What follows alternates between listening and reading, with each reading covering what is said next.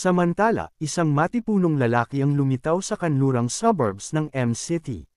Naaalala ko na dito sa paligid, ang aking isip ay nagiging masyadong mabagal. Kung hindi ako makakakuha ng sariwang laman tao di nagtagal, hindi ko alam kung anong kakilakilabot na bagay ang mangyayari. Saktong-sakto, narinig niya ang mga ungol mula sa likod. Alam ko na, nandito pa rin sila sa paligid. Kaya, tumakbo siya sa direksyon ng tunog. Pagkatapos, sa isang kaluskos, binuksan niya ang tarangkahan na bakal. At sigurado, may ilang mga figure sa loob. Nang makita ito, umubo ng bahagya ang matipunong lalaki, at ang 4 na tao sa loob ay napansin din siya. Sa puntong ito, nagsalita ang isa sa mga lalaki. Ikaw na bata, naglakas loob ka talagang bumalik. Nang marinig ito, agad na ikanaway ng matipunong lalaki ang kanyang mga kamay. Huwag kang mag-excite. Hindi ako nandito para magnakaw sa oras na ito, nandito ako para magbahagi ng impormasyon sa iyo. Pagkatapos, ang babae sa loob ay nagtanong din, magbahagi ng impormasyon. Masyado ka bang mabait? Kalahati sa amin ay mga halimaw na ngayon, huwag mo kaming subukang lokohin. Totoo, mayroong maraming purong, buhay na tao. Ngunit mayroon silang mga sandata, at hindi ko sila kayang harapin ng mag-isa. Iyon ang dahilan kung bakit ako pumunta sa inyo para makipagtulungan sa oras na ito. Pakiusap, kailangan ninyo akong paniwalaan sa oras na ito. Pagkatapos niyang magsalita, pinalibutan siya ng 4 sa kanila. Ngunit sa susunod na segundo, ngumisi ang kalbong lalaki. Magtitiwala kami sa iyo sa isang beses na ito. Ngunit kung maglakas loob kang linlangan kami, ikaw ang susunod na pagkain. Sumagot ang matipunong lalaki, huwag kang mag-alala. Maaari ka nalang maghintay upang kumain sa oras na ito. Sa puntong ito, lumakad din ang babaeng may mahabang buhok. Kung gayon, mga kasama na tayo. Sumali ka sa amin at mag-enjoy ng ilang carnal pleasure ng magkasama. Nang marinig ito, hindi rin nag-atubili ang matipunong lalaki, inabot ang kanyang kamay at kinuha ang 2 puting kuneho ng babae. Sa puntong ito, nakarating na kami sa kalaliman ng gubat. Pinaalalahanan kami ng lalaking may maikling buhok, mag-ingat. Bawat dahon dito, bawat puno, ay maaaring nagtatago ng panganib. Doon ko naalala na hindi ko pa rin alam ang kanyang pangalan. Ang pangalan ko ay Zhou Xingkai. Hey, napakatapang mo. Ang iyong kasama ay natakot ng husto, ngunit naglakas loob ka pa rin bumalik. Ang dahilan kung bakit kailangang sumama si Xingkai ay hindi lang ang kanyang kasintahan ay pinatay ng mga plant-based beings. Ngunit ang kanyang mga magulang ay nasa gubat pa rin, kaya kailangan niyang humanap ng pagkakataon na iligtas sila. Kaya pala, pagkatapos ay inayos ko ang grupo, ako ang mangguna, si Li Cheng ang magbabantay sa likod. Si Kuya Chong at Zhang Shengje ang nasa kaliwa at kanan, si Xingkai ang nasa gitna. Siya ang tanging gabay natin, kung mamatay siya, wala ring silbi ang paglalakbay na ito. At Xingkai, huwag mo akong maintindihan ng mali. Ang motibo namin ay hindi para tulungan ka, kundi para humanap ng paraan upang pigilan ang pagkalat ng gubat. Ngunit pagkasabi pa lang ng mga salita, biglang bumagsak ang isang galame. Ano ito? Malagkit. Nang makita ito, mabilis na sumigaw si Xingkai, iyan ay, nako. Kuya Yong, lumayo ka. Ang mga iyan ay ang mga galame ng man-eating tree ng gubat. Sa sandaling ito, malapit na akong lalamunan ng man-eating tree. Sumisigaw din si Xingkai sa kawalan ng pag-asa, masama ito. Wala pang lumabas sa bibig nito ng buhay. Ngunit sa susunod na segundo, kinuha ko ang galame ng man-eating tree. Malakas akong humila pababa, mahigpit na hinawakan ang galame sa aking kamay. Pagkatapos, matatag akong lumapag at hinayla ang core ng man-eating tree. Nakasaksi nito, natulala si Xingkai, sumisigaw, ang galing nito. Inayos mo lang ang man-eating tree ng ganoon.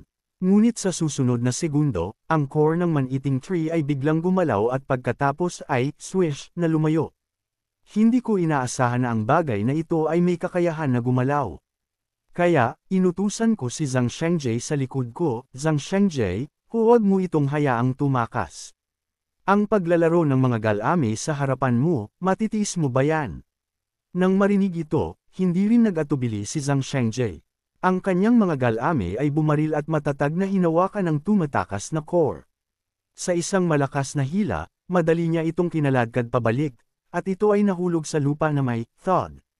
Ngunit sa susunod na segundo, isang berdeng lason na ambon ang biglang sumabog mula dito. Inamoy ko ito, ang amoy ay medyo mabango, ngunit mabilis akong nakapag-isip. Hindi maganda, agad akong nagbabala sa grupo, ang alikabok mula sa bagay na ito ay may kakaibang halimuyak. Lahat, mag-ingat na huwag itong langhapin. Ngunit ang hindi ko napansin ay hindi sinasadyang nalanghap ni Shinkai ang ilan sa alikabok. Sa loob ng paningin ni Shinkai, walang sinuman, at ang paligid ay itim na itim. Saan pumunta ang lahat? Pagkatapos, ang isip ni Shinkai ay biglang natulala.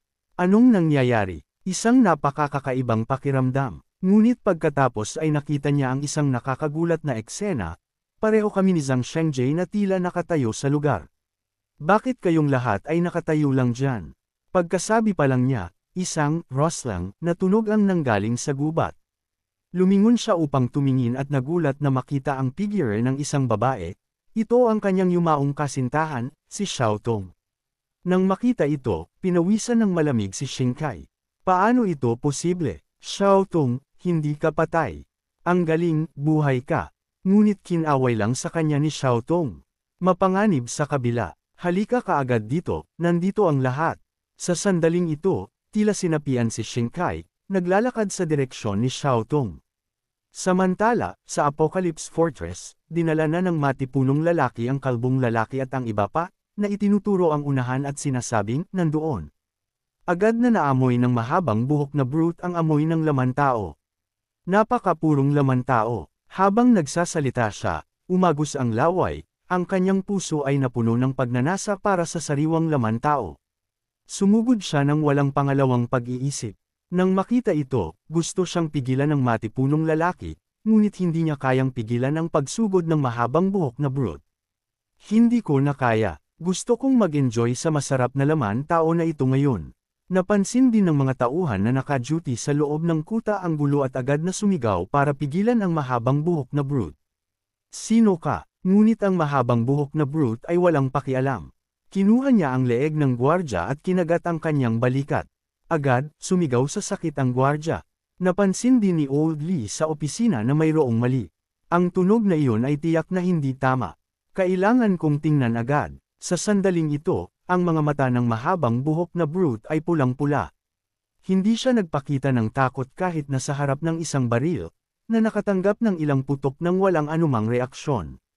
Pagkatapos, tumalon siya pasulong, ang kanyang mga mata ay napuno ng pagnanais para sa sariwang laman tao. Ngunit sa tamang oras, dumating si Old Lee at nagbigay ng isang malakas na sipa sa tiyan ng mahabang buhok na brute, na nagpatalsik sa kanya. Pagkatapos sa wakas ay nagawa ng mahabang buhok na brute na patatagin ang kanyang sarili. Nagtaas si Old Lee ng isang AK-47 at nagsimulang magpaputok ng ligaw. Nang makita ito, sinumpa ng mahabang buhok na brute, walang ya. Sa harap ng pagpigil ng mga baril, maaari lang siyang tumakas ng may kawawa na estado. Agad na inayos ni Old Lee, bilasan ninyo, dalhin ang tao pabalik sa infirmary upang pigilan ang pagdurugo. Nagawang makatakas ng nasugatan na mahabang buhok na lalaki, ngunit ang kanyang tibay ay malinaw na nasa limitasyon. Bumagsak siya sa lupa na may thud. Sa puntong ito, lumakad ang kanyang kasamang babaeng may pulang buhok. Bakit ka nagmadali? Ngayon nagbayad ka na, di ba? Nang marinig ito, galit na galit ang mahabang buhok na brute. Tigilan na ang mga walang kwentang sarcastic na salita at bigyan mo ako ng karne. Kailangan kong mag-recharge. Nang makita ito, ngumisi ang kalbong lalaki. Nasa estado ka na ito, at nag-uutos ka pa rin sa mga tao. Ngunit sino ang mag-aakala, lalo pang nagalit ang mahabang buhok na brute. Anong oras na ba ngayon, upang magsayang ng oras sa napakaraming walang kwenta? Ngunit bago pa niya matapos, sa isang thud, tinapakan siya ng babaeng may kulay abong buhok. Nang makita ito, nagtanong ang mahabang buhok na brute, anong ginagawa mo? Walang yakang babae, pakawalan mo ako. Ngunit ang babaeng may kulay abong buhok ay ngumisi lang. Tingnan mo ang sitwasyon. Ang isang bibig na mas kaunti ay palaging mas mahusay. Kasabay nito, direkta niyang dinurog ang gulugod ng mahabang buhok na brute gamit ang kanyang paa. Kaya ano ang plano ngayon? Ang grupo ng pagkain na iyon ay nagtatago sa pabrika, at lahat sila ay may mga sandata. Sumagot ang babaeng may kulay abong buhok, madali lang yan. Napakatanga ninyo, mga tao tayo, hindi mga zombie. Kasabay nito, lumingon siya ng mapang-akit. Siyempre, papasok lang tayo ng mayabang. Ikan-away ni Xiaotong ang kanyang kamay. Xingkai, huwag kang mag-atubili. Halika, pumunta ka dito. Nang makita si Xingkai na nag-aalinlangan, agad na nagbago ang ekspresyon ni Xiaotong. Tigilan na ang pag-aalinlangan at pumunta ka dito. Pupunta na, malapit na ako.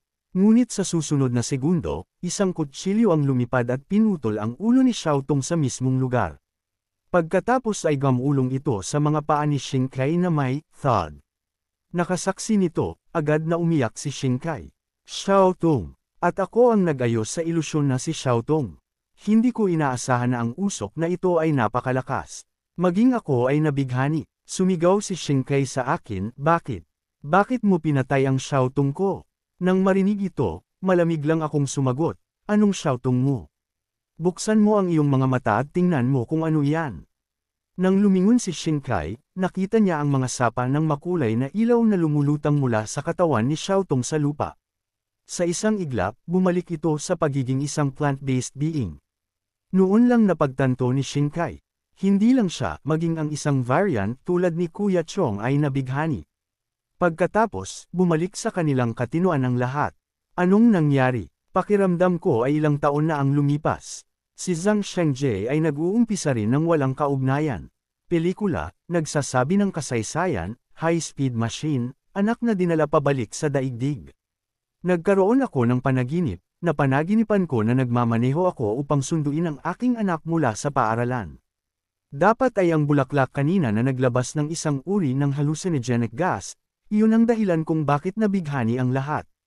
Pagkatapos, ginamit ko ang aking patalim upang tusukin ang plant-based being sa lupa. Gusto kong makita kung ano ang panloob na istruktura ng halimaw na ito. Baka mayroon itong variant core sa loob. Ngunit pagkatapos itong putulin, napagtanto ko na labis akong nag-isip. Ang bagay na ito ay tila isang kalahating manika, hindi ang pangunahing katawan nito. At ang mga baging na ito ay malalim na nakaugat sa lupa, ang pangunahing katawan ay tila hindi malapit. Ngunit sa susunod na segundo, sa aking pagkabigla, nakita ko na ang man-eating. 3 ay may isa pang bahagi na nakatago sa ilalim ng lupa. Mukhang katulad ito ng isang patatas o taro, at tila isang organo para sa pag-iimbak ng nutrients. Itatabi ko muna ito. Ang bagay na ito ay maaaring kainin. Pagkatapos, nalaman ko kay Zhou Xingkai na ang mga plant-based beings na ito ay napakamapanganib at partikular na kumakain sa lahat ng uri ng mga buhay na bagay. Ngunit tiyak na may alam si Old He. Lumabas na si Old He ay isang eksperto mula sa Academy of Agricultural Sciences. Nagtago silang lahat sa isang mataas na gusali dati, ngunit hindi alam kung buhay pa siya. Kung gayon, dalhin mo ako upang hanapin si Old He. Di nagtagal, dumilim na ang gabi. Nagbalat kayo ang babaeng may pulang buhok bilang isang survivor at lumakad patungo sa base na mukhang mahina at mahina. Sinadya niyang matisod sa lupa upang gumawa ng tunog at akitin ang pansin ng mga gwardya ng base. Sigurado, ang mga gwardya ng base ay nakagat sa pain.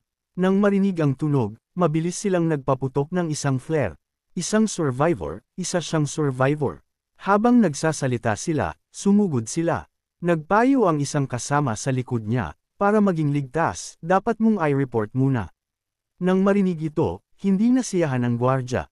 I-report ano? Hindi mo ba nakikita na ang babaeng ito ay malapit ng bumagsak? Tulungan natin siya pabalik muna. Kung mag-aantala pa tayo, kakainin siya ng mga zombie. Miss, okay ka lang ba? Huwag kang mag-alala, ligtas ka na ngayon. At ang babaeng may kulay abong buhok at ang dalawang brutes ay nakatitig ng gusto sa lahat ng ito. Hindi ko inaasahan na ang babaeng ito ay isang mahusay na artista. Mukhang mahusay talaga siya dito. Ngunit pagkasabi pa lang niya, inilagay ng babaeng may kulay abong buhok ang kanyang binti sa ibabaw ng isa pa, pagkatapos ay itinaas ang kanyang kanang binti ng husto. Mas mahusay pa ako sa kanya. Kasabay nito, hindi niya pinansin ang sitwasyon ng babaeng may pulang buhok at talagang nagsimulang mag-exercise sa likod ng kotse. Samantala, nakapasok na ako sa kalaliman ng gubat. Ganap na hinaharangan ng mga siksik na sanga ang sikat ng araw, kaya pagdating ng takip silim, ang kalangitan ay naging ganap na madilim. Sa puntong ito, itinuro ni Shinkai ang unahan. Malapit na tayo, ngunit pagkaliko niya ng kanyang ulo, nanlaki ang kanyang mata. Isang babae ang biglang lumitaw sa sulok ng pader sa unahan. Tita Yang. Pagkatapos ay nagtaka siya kung naghahalusinasyon siya ulit at kinuskos ang kanyang mga mata ng husto. Nang makita ito, ngumiti ako at pinaalalahanan siya. Huwag kang mag-alala, ang nakikita mo sa oras na ito ay hindi isang halusinasyon. Isa siyang buhay na tao. Hindi niya alam, ilang malalaking lalaki ang nagtatago kay Tita Yang. Sinabi ko sa iyo na huwag kang mag-take ng risks. Kailangan mo ba akong patayin para lang maging kontento? Nanunood kay Shinkai na maging asimila ng mga plant-based beings, wala na siyang pag-asa. Nawala na siya ng maraming araw. Upang magpakita ngayon, dapat ay nag-mutate na siya. Bamulong din si Tita Yang ng paalala, tigilan na ang walang kwenta. 1, 2, 3, maghanda na lumaban. Pagkasabi pa lang niya, sumugod ang kanyang grupo, na umabot sa akin sa isang iglap. Nang makita ito, umungol si Zhang Shengji sa mismong lugar.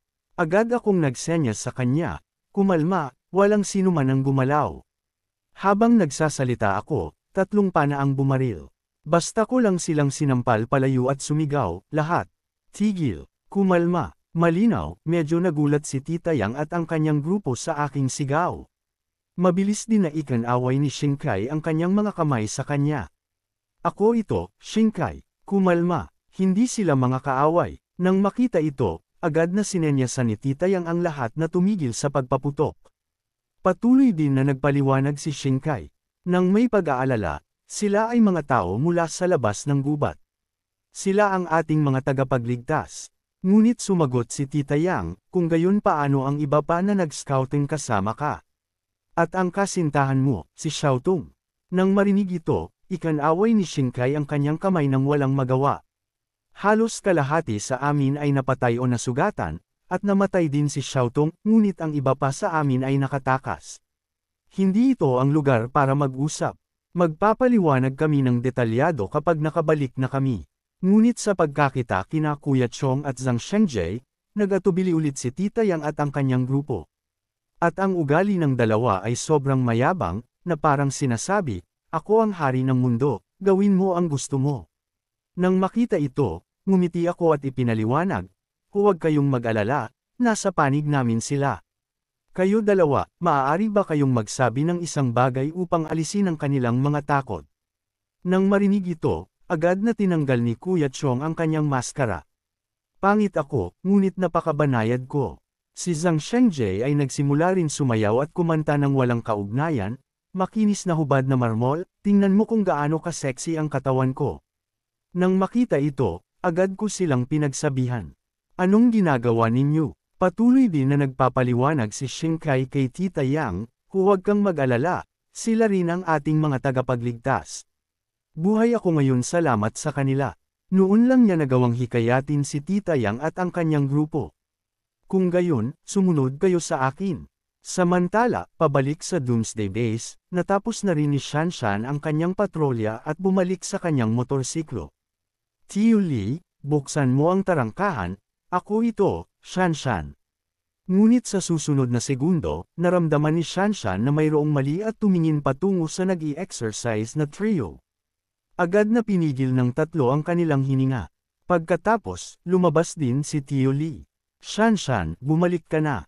Nang makita si Shanshan na pumasok sa loob, sa wakas ay nakahinga ng maluwag ang nag-i-exercise na trio. Phew, malapit na, muntik na kaming matuklasan. Nakita mo ba iyon? Ang babaeng iyon ay isang evolver, at isang napakapurong evolver. Paanong may purong evolver? At paano niya nagawa? Hindi ko alam, ngunit ang alam ko ay tiyak na masarap siya. Ang pagkain sa kanya ay maaaring lubos na mapalakas ang ating lakas. Pagkatapos, agad na sumugod si Shanshan sa infirmary. Ang nasugatan na gwardya ay mahigpit na nakatali sa kama. Pagkatapos, kinuha ni Shanshan ang 2 botelya ng gamot mula sa kanyang bulsa. Ito ang infection blocker na iniwan ni Kuya Xiaoyong bago siya umalis. Kung sino man ang makagat ng isang zombie, gamitin ito. Ngunit sabi ni Tio Lee, ilang oras na ang lumipas mula nang makagat sila, at wala pa ring senyales ng mutasayon. Ibig sabihin nito ay malamang na hindi isang zombie ang kumagat sa kanila. Naguluhan si Shanshan. Kung hindi zombie, bakit ito kumakagat ng tao? Sa puntong ito, biglang tumayo ang babaeng may pulang buhok. Alam ko, sa kanlurang suburbs ng lungsod, mayroong maraming mutated people. Hindi sila mga zombie, hindi sila nakakahawa, ngunit napaka-brutal nila at kumakagat din sila ng tao. Tumakas ako mula doon. Agad na nagduda si Tio Lee. Ano pa ang alam mo tungkol sa mga mutated people na ito? Mas nakakatakot sila kaysa sa mga zombie. Kumakain sila ng laman tao, at matalino sila. Ilan sa kanila ang humabol sa akin sa buong daan. Buti na lang at kaya kong magbisikleta, kung hindi ay hindi ako nakatakas ng buhay. Nang marinig ito, biglang sumungkit ang mga mata ni Tio Lee. Kaya sinasabi mo na ikaw ang nagdala sa mga mutated people na ito dito. Nang makita ito, mabilis na ikanaway ng babaeng may pulang buhok ang kanyang mga kamay. Hindi ko iyon sinasadya, sinusubukan ko lang na mabuhay. Pasensya na. Agad na sinenyasan siya ni Tio Lee, hindi iyon ang ibig niyang sabihin. Ang pag-alam sa mga detalye ng mga mutated people na ito ay nagiging mas madali na harapin, di ba? Sa puntong ito, patuloy ang babaeng may pulang buhok. Alam ko rin na tiyak na hindi sila susuko. Hindi magtatagal bago sila maglunsad ng isang full-scale attack. Kailangan nating maghanda ng maaga. Naiintindihan ko, sabi ni Tio Lee. Lahat kayo, bumalik muna at magpahinga. Magdala pa ng pagkain para sa mga nasugatan. Para maging ligtas, mag-obserba tayo ng isa pang gabi. Ngunit habang pinapanood ni Shanshan ang babaeng may pulang buhok na umalis, hindi niya maalis ang pakiramdam na may mali sa bagong dating na ito. Napansin din ni Tio Lee ang kakaibang pag-uugali ni Shanshan. Anong problema, Shanshan? May kakaiba lang akong pakiramdam tungkol sa bagong babae na ito, ngunit hindi ko maipaliwanag. Siguro ay labis lang akong nag-iisip. Ngumiti si Tio Lee. Baka pagod ka lang sa sobrang pagtatrabaho. Si Xiaoyong, talaga, naglalagay ng ganoong kahirap na gawain sa isang batang babae na tulad mo. Samantala, dumating kami sa gusali kung saan nananatili si Tita Yang. Ngunit ang nakagugulat sa akin ay, bakit ninyo pinili ang lugar na ito para sa inyong settlement? Kakatapos lang nating dumaan sa ilang pabrika at bodega na mas matibay at malinaw na mas angkop. Nang marinig ito, agad na ipinaliwanag ni na Shinkai at Tita Yang, ang sakuna sa SCT ay iba sa inyo. Kung pinili namin ang mga lugar na binanggit mo, patay na kaming lahat sa loob ng isang linggo. Kita mo ang ambon na ito. Ang mas bumababa ka, mas siksik ito. Kung patuloy mo itong hihinga sa loob ng ilang araw, magiging infected ka at magiging plant-based being.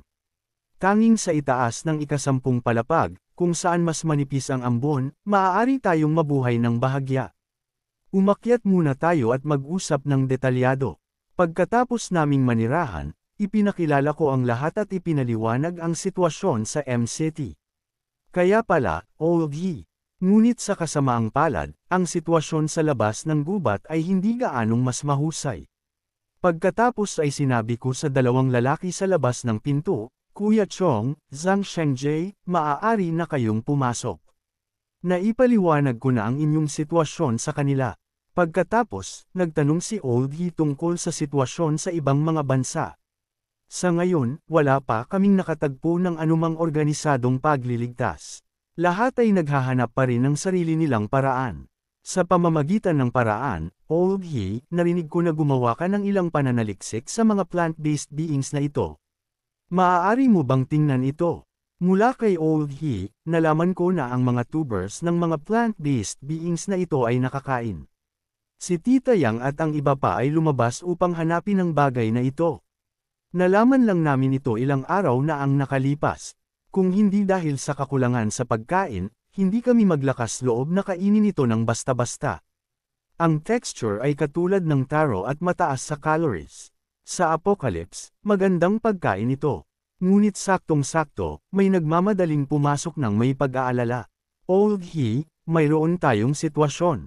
Mga plant creatures. Ang mga plant creatures ay pumapaligid sa atin.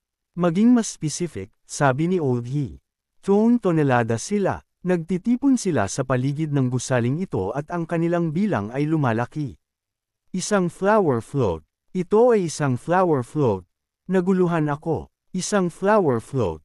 Ano iyon? Nakakatakot ba iyon? Nakakatakot ay isang pagpapababa ng katotohanan. Kung hindi natin ito haharapin ng tama ngayon, mamamatay tayong lahat dito. Kahit na ganoon, nanatiling kalmado si Old He. Lahat, makinig. Mga babae at kabataan, pumunta kayo sa pinakamataas na palapag. Maghanap ng isang banyo o isang storage room, anumang nakasarang espasyo, at magtago. Ang iba pa sa mga matatanda, manatili dito kasama ko. Natulala ang lahat. Old He, hindi mo maaaring.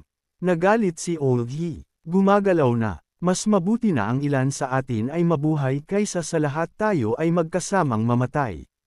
Kasabay nito, sumugod ang mga mas batang tao.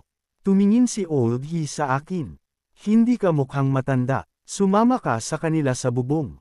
Huwag kang manatili dito bilang isang sakripisyo. Ngumiti lang ako ng bahagya. Ayos lang. Old He, medyo curious lang ako. Ano ang bagay na ito na labis na kinatatakutan ninyo? Sumisilip si Old He sa bintana. Malamang napapatayin tayo ng mga plant creatures na ito bago pa natin makita ang flower float mismo. Ibinulalas ko ang aking hinala. May kakayahan ba ang flower float na ito na kontrolin ang mga plant creatures? Tama ka, kinumpirma ni Old He. Malamang ay gumagamit sila ng isang bagay na tulad ng pheromones. Ang isang atake na kasing laki at organisado na ito ay nangangahulugan na ang flower float ay tiyak na malapit. Malinaw na paparating ito para sa atin. Sa puntong iyon, itinulak ko ang bintana. Sa pagkamangha ni Old He, itinaas ko ang aking pinagkakatiwalaang lumang AK at nagsimulang magpaputok. Ang aking mga putok ay bumutas sa mga katawan ng mga plant creature sa harap. Ngunit ang mga bagay na ito ay hindi kapani-pani walang matibay. Nais kong makita ang mga limitasyon ng kanilang regeneration, kaya patuloy akong nagpapaputok. Ang siksik na spray ng mga bala ay ginawa silang parang salon. Pagkatapos ng isang simbolikong pakikibaka, isang plant creature sa wakas ay bumagsak. Kailangan ng 2 magazines upang patayin ang isa sa mga ito. Hindi nakakagulat na sobrang takot kayo sa kanila. Ngunit hindi yan problema. Habang nagsasalita ako, binuksan ko ang aking special backpack. Ang pagkakita nito ay nagulat sa lahat. Ano ang bagay na iyan? Wala akong oras upang magpaliwanag. Binuksan ko lang ang crate. Nagulat ang lahat. Hindi niya man lang kailangan ng crowbar. Binubuksan niya ang isang may pako na kahon na kahoy gamit ang kanyang mga hubad na kamay. Sa loob ay mga hanay ng maayos na inayos na mga Molotov cocktails. Ang galing! Mga Molotov cocktails. Ngayon hindi na tayo takot sa mga plant creatures na iyon. Inutusan ko si Old He, kung may pumasok sa kanila, gamitin ninyo ang mga Molotov cocktails na ito upang ipagtanggol ang inyong sarili. Naguluhan si Old He, kung may pumasok sa kanila. Anong ibig mong sabihin, kung may pumasok sa kanila? Ngunit sa susunod na segundo, nanlaki ang kanyang mga mata at bumagsak ang kanyang panga sa pagkabigla. Ito ay ang 18 palapag. Sila ay, tumalon lang sila. Nang walang anumang protective gear. Pagkalapag pa lang namin, ilang tumitili na plant creatures ang sumugod sa amin. Kinuha ko ang ulo ng isa at dinurog ito na may nakakasulasok na tunog, mahigpit na hawak ang ulo sa aking kamay. Si Kuya Chong ay pantay na mabangis, tinapunan ng isang nilalang sa lupa, hinawakan ito sa leeg, at paulit-ulit na sinampal ito sa sahig. Si Zhang Shengje ay ganap na hindi natinag, naghintay hanggang ang isang nilalang ay nasa ibabaw niya bago dahan-daang inunat ang kanyang mga galami at pinunit ito sa maliliit na piraso. Sa itaas, si Old He at ang iba pa ay natulala. Sila ay napakabangis. Ano ang mga bagay na iyon? Si Li Cheng, na nasa likod nila, biglang nagpaalala sa lahat, tigilan na ang panunood ng palabas. Maghanda na harapin ang mga dadaan. Kung sino man sa inyo ay may tiwala sa inyong mga kasanayan, kumuha ng Molotov cocktail at bantayan ang hagdanan. Ang iba pa sa inyo, ilipat ang lahat ng mga flammable materials palayo sa hagdanan. Saktong-sakto pagkatapos magsalita ni Li Cheng, nagulat ang lahat. Nandito na sila, sa ibaba, naayos na namin ang karamihan sa mga plant creatures. Ngayon ay oras na para hanapin ang malaking iyon. Pinahanap ko sina Kuya Chong at Zhang Shengjie sa mga bangkay para sa anumang variant course. Haharapin ko mismo ang flower float. Samantala, nagsimula na ang labanan sa itaas. Sa mga Molotov cocktails, ang pagharap sa mga plant creatures ay mas madali. Ito ay lahat salamat kay Kuya Li Cheng at kay Kuya Zhang at sa kanyang grupo. Hayaan ang lahat na bumaba. Pansamantalang naayos na ang krisis sa itaas. Nagtataka ako kung anong kalagayan ni Kuya Zhang sa ibaba. Sa ibaba, nahanap ko na ang flower float. Ano ang baluktot na bagay na ito? Ito siguro ang flower float. Mukhang isang higanting bola ng laman. Ito siguro ang pangunahing katawan nito. Saktong-sakto, ang mga talulot ng flower float ay biglang bamuka, naglalabas ng isang madilim na berdeng ambon. Agad kong alam na masama ito. Ang mga galami ng float ay pumalo patungo sa akin, ngunit umiwas ako sa atake sa isang paglundag. Ganoong kapangyarihan. Malamang ay makatapat ito kay Zhang Shengjie. Ngunit para sa akin, sa aking kasalukuyang level, wala ito. Nakakuha na ako ng maraming karanasan sa pakikipaglaban sa inyo na mga freaks na may galami kamakailan. Ngunit ito ay isang boss-level flower float, hindi ito madaling matatalo. Pinilipat nito ang mga galami nito, at sa isang nakakasulasok na ungol, isang ulap ng berdeng laso na ambon ang sumambulat mula sa bibig nito. Ngumiti lang ako ng bahagya. Ang panloloko na iyan ay hindi nagagana sa akin. Nakita ko na iyan mula sa isa sa inyong uri. Habang nagsasalita ako, huminga ako ng malalim, at pagdating ng ambon sa akin, pinalaki ko ang aking mga pisngi sa lahat ng aking lakas, na binabalik ang buong ulap ng lason sa kanya. Ang mga talulot sa ulo ng flower float ay nagsimulang tumili. Malinaw na napagtanto nito na wala itong katapat sa akin. Ang marami nitong mga binti ay lahat ay lumingon upang tumakas. Alam ko na sinusubukan nitong tumakas. Agad akong humabol. Inakala mo na maaari kang tumakbo. Walang pagkakataon. Dahan-dahan akong nagturo ng isang daliri sa hangin, at isang bilog na enslavement mark ang dahan-daang lumitaw. Umakyat ako sa tuktok ng ulo ng flower float at itinuro ang aking daliri sa pistol nito. Sa isang isang kakaibang enerhiya ang sumalpok sa kanyang katawan. Habang dahan-daang nawawala ang enerhiya, nangangahulugan ito na matagumpay kung napasuko ang flower float. Bumalik sa grupo ni Old He, hindi maganda. Ito ang pangunahing katawan ng flower float. Hindi ito umalis, paparating ito sa atin. Nagmamadaling pumunta si Old He sa bintana upang tumingin. Ang baluktot na anyo na iyon, hindi ko iyon malilimutan sa buong buhay ko. Maaaring si Little Zhang ay, ng flower float. Saktong-sakto, ang aking boses ay nanggaling sa ibaba. Kuya Chong, Zhang Shengjie, kumusta? May nahanap ba kayong variant core sa mga plant creatures sa ibaba? Nagsenya si Zhang Shengjie ng ligaw, paanang susuwala, paanang gagamba doble. Hindi lahat ay mayroon, ngunit mayroon ding iilan. At si Kuya Chong ay nagbigay lang ng isang thumbs up. Hindi lahat, ngunit marami. Umiling ako sa tanawin. Wala sa inyong dalawa ang makapagsalita ng tamang pangungusap. Ang isa ay nagsasalita ng walang kwenta, ang isa, buntong hininga, nakakapagod ito. Nagtanong si Old He nang may pag-aalala, Kuya Xiaoyong, paano ang flower float sa ibaba? Sumagot lang ako ng casual, ang flower float.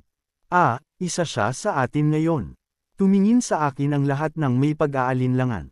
Isa sa atin. Itinuro ko ang flower float na nagpapanatag sa lahat. Hindi na niya kayo sasaktan ngayon. Hinayaan ko pa si Old He na hawakan ito. Si Old He muna ay lumunok ng kinakabahan, pagkatapos ay dahan-dahang hinawakan ang katawan ng flower float. Talagang napasuko mo siya. Paano mo ginawa? Hindi ako sumagot, ngunit nagtanong sa halip, Old He, isa kang eksperto sa halaman. Ano ang iyong iniisip tungkol sa bagay na ito? Bagaman naging isang plant creature ito, dapat ay mayroon pa rin itong mga katangian at instincts ng halaman, sabi ni Old He. Tulad ng batas ng gubat sa mga hayop, Ang kompetisyon sa pagitan ng mga plant creatures ay hindi kapani-paniwalang mabangis. Ang pakikibaka para sa sikat ng araw ay isang palagiang tema para sa mga plant creatures. At ang isang malaking puno ay hindi nagsisimula ng ganoon, lumalaki ito ng mas matangkad upang makipagkompetensya para sa mas maraming sikat ng araw. Ang mga mas maikling halaman ay nagiging napakahina dahil sa kakulangan sa sikat ng araw. Iyon ang dahilan kung bakit ang masiksik na mga puno sa isang gubat, mas kalat-kalat ang damo. Naghihinala ako na ang dahilan kung bakit ang mga flower floats na ito ay napakabangis ay dahil nawala nila ang paunang kalamangan sa mutasayon at hindi sila makakompetensya para sa sikat ng araw, kaya kailangan nilang i-evolve ang kakayahan na manila sa mga hayop. Saktong-sakto, ang galami ng flower float ay biglang nagsimulang gumalaw. Agad na napansin ni Li Cheng na may mali at kinuha ang kanyang maliit na kutsilyo, na nagsenya sa akin na mag-ingat. Ngunit nanatili akong napakalma. Teka, huwag kang gumalaw. Hindi siya maaaring sumalungat sa akin ngayon. Tingnan muna natin kung ano ang gusto niyang gawin. Dahan-daang inunat ng galami ng flower float ang kanyang sarili sa likod ko at pagkatapos, sa isang pop, ipinasok ang kanyang sarili sa likod ng aking leeg. Sa susunod na segundo, ang aking paningin ay nagsimulang lumabo, at isang baha ng mga imahe na may kaugnayan sa flower float ang bumuhos sa aking isip. Nagtanong si Li Cheng nang may pag-aalala, ayos ka lang ba? Anong nangyari? Di nagtagal ay nakabawi ako. Oh he, ang iyong pagsusuri ay spot on. Ang buong SCT ay naging isang battleground para sa mga halaman. Ang mga mutated plant creatures na nabigong makakuha ng kalamangan sa kompetisyon ay maaari lang makipaglaban para sa mga katawan ng hayop upang makakuha ng nutrients. Dahil naging tagapaglingkod kita, aalagaan ko ang iyong kaligtasan. Tila naiintindihan ito ng flower float. Ang flower bud sa kanyang ulo ay dahan-daang bumukas, at isang berdeng core na may mga galami ang dahan-daang lumabas. Ang mga galami ay lumipad patungo sa aking kamay, at ang core, tulad ng isang malaking mulberry, ay lumiliit at nag-ugat sa aking palad.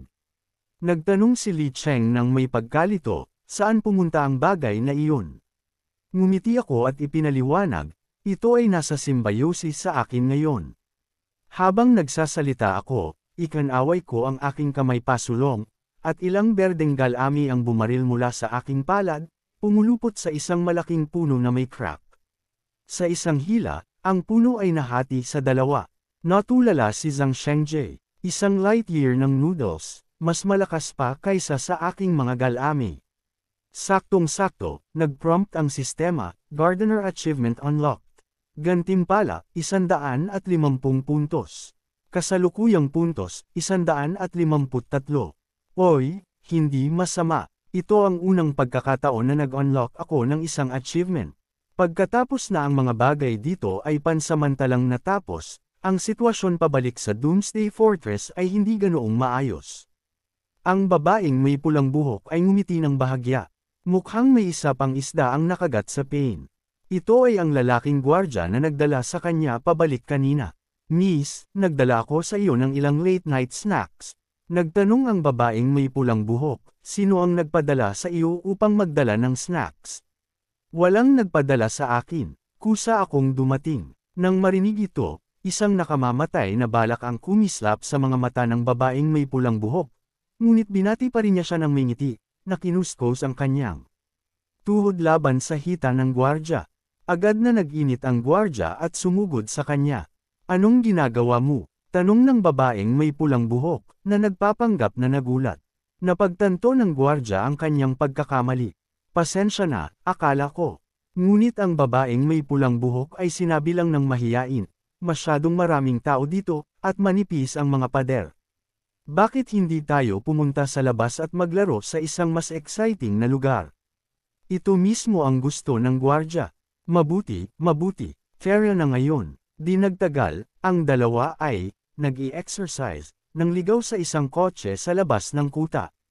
Pagkatapos ng isang masigasig na sesyon, ang gwardya ay ganap na nabighani. Napakaganda mo. Sa pamamagitan ng paraan, hindi ko pa rin alam ang pangalan mo. Ngunit habang nagsasalita siya, hindi niya sinasadyang napansin ang ilang damit sa tabi ng basurahan.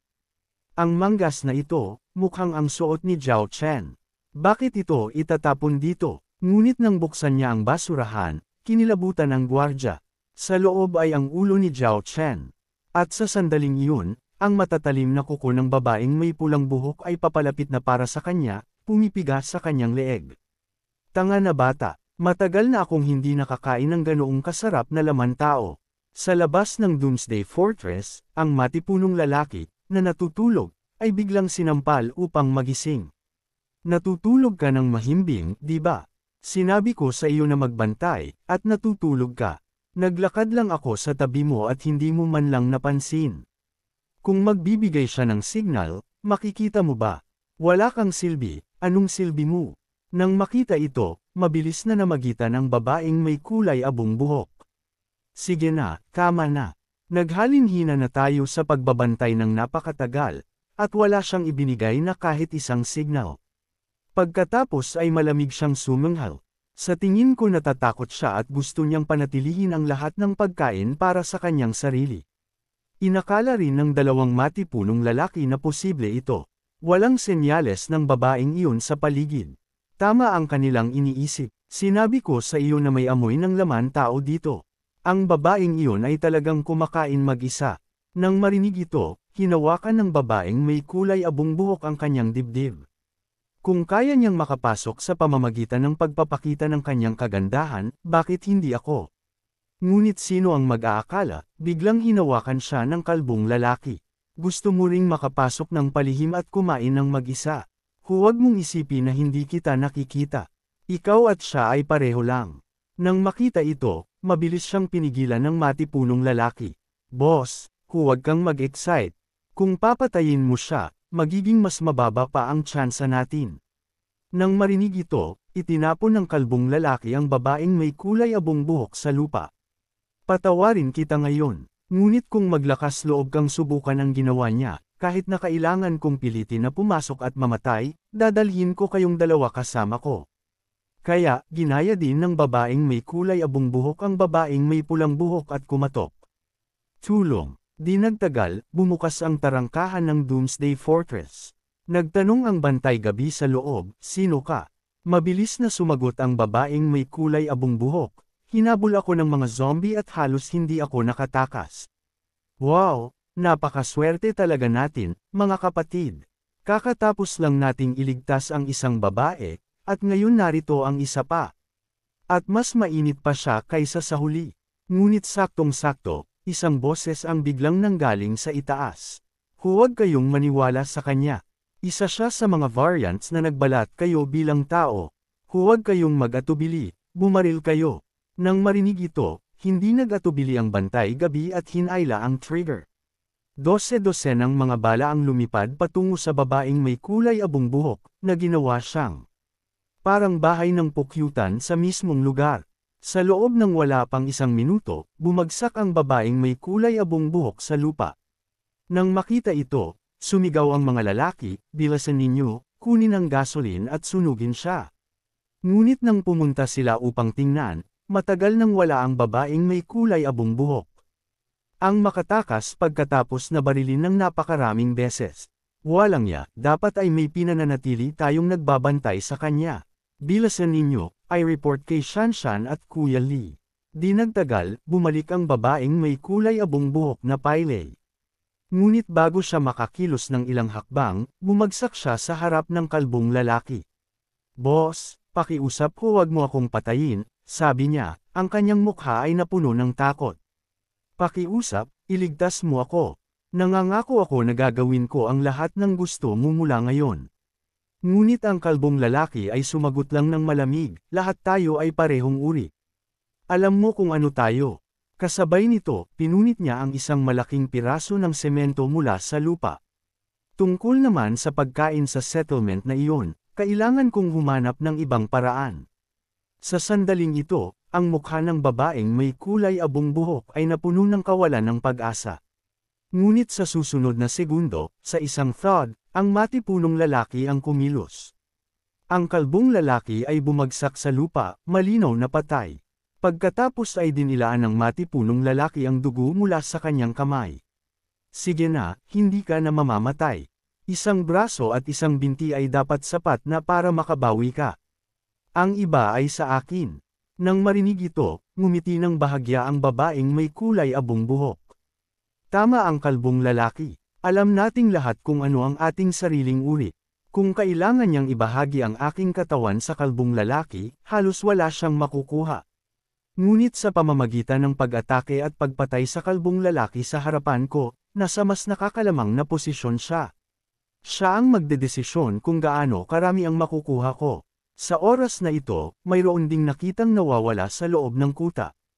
Nawawala si Chen Zuo, nawawala pa rin si Yang Hai, at ngayon may isa pa ang nawawala. Ngunit napagsama-sama na ni Shanshan kung anong nangyari. Lumabas siyang mag-isa. Bilang isang variant, ang kanyang pakiramdam sa amoy ay napakatindi. Sigurado, nahanap niya ang basurahan sa labas. Sa puntong ito, ang iba pa ay sumunod sa kanya palabas. Iyan ang shirt ni Chen Zuo. At ang mga iyan ay sapatos ni Yang Hai. Siya lang ang nag-iisa sa ating settlement na nagsusuot ng brand na iyan. Napagtanto din ng babaeng may pulang buhok na nagkamali siya sa pagtatansya. Ang kalbong lalaki at ang babaeng iyon, ang babaeng may kulay abong buhok, ay talagang inukay ang katawan at tinago ko sa basurahan at kinain ito. Agad na nagduda si Shanshan sa babaeng may pulang buhok. Walang sinuman sa loob o sa paligid ng settlement ang nakarinig ng anumang gulo, at walang mga senyales ng pakikibaka. Anong ibig sabihin yan? Pagkatapos ay ibinaling niya ang kanyang tingin sa babaeng may pulang buhok. Nang makita ito, mabilis na ipinaliwanag ng babaeng may pulang buhok, bakit mo ako tinitingnan? Wala itong kinalaman sa akin. Ngunit wala ng oras si Shanshan para sa kanyang walang kwenta. Binago niya ang kanyang braso sa isang matalim na talim at sinaksak ito patungo sa dibdib ng babaeng may pulang buhok. Nang walang salita, walang pagpipilian ng babaeng may pulang buhok kundi ang humakbang sa gilid upang bahagyang maiwasan ang atake ni Shanshan. Ngunit sa paggawa nito, ipinahayag niya ang kanyang tunay na pagkatao.